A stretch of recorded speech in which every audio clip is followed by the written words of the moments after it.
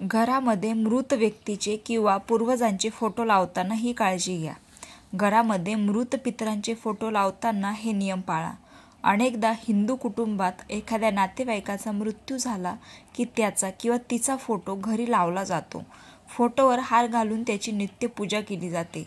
पण घरामध्ये मृत पितरांचे फोटो लावण्याबाबत शास्त्रात काही नियम सांगितले आहेत.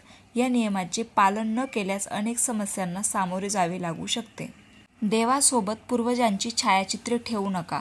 काही लोकांचे असे मत आहे की ज्याप्रमाणे देवांची पूजा केली जाते त्याचप्रमाणे आपणही आपल्या पूर्वजांची पूजा करतो.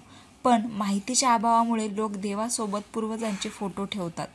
पितरांचे स्थान कितीही उच्च असले तरी देवतांसह त्यांची पूजा करू नये. त्यामुळे पूर्वजांचे फोटोही वेगळे ठेवावेत. जास्त फोटो लावू नका. वास्तुशास्त्रानुसार घरामध्ये पितरांचे जास्त फोटो लावू नयेत. तसेच हे फोटो अशा ठिकाणी लावू नका जिथे प्रत्येकजण ते पाहू शकेल. अशा ठिकाणी पूर्वजांचे फोटो लावू नका.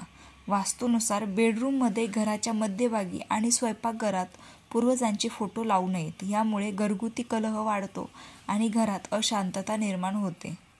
पूर्वजांचे फोटो लावण्याची दिशा. वास्तुशास्त्रात सर्व लहान मोठ्या गोष्टींसाठी दिशा दिली आहे.